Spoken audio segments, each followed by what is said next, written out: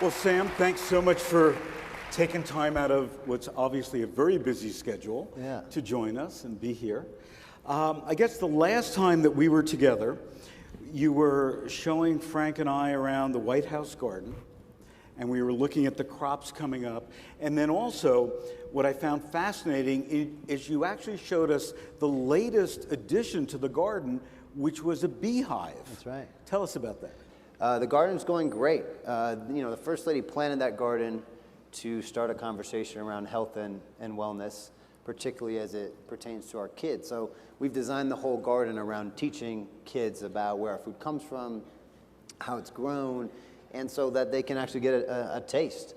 So every time we plant and harvest, we always have kids with us, and then when we harvest, we cook with them, and they sit down and eat with us. So it's been amazing. And the bees are all part of the education because they see the bees pollinating, and they start figuring out that whole process. So it's been wonderful. But I have to tell you, and I told you at the time, I'm not an insect person, yet alone a bee person. But these were really well-behaved bees. They were. They knew that they were on the White House. They didn't go from that hive at all. We trained them very well. But the president wasn't that into the idea in the beginning either.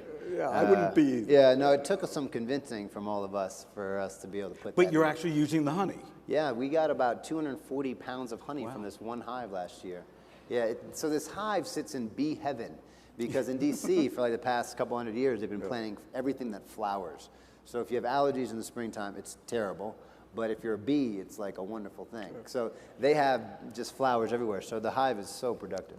Well, that's great. So bring us up to date on two programs in particular that I know you and the First Lady are really out there pushing us all to embrace. Let's Move and Chefs Move to School. Yeah. Where are we now? What's going on? And what can all of us do to help?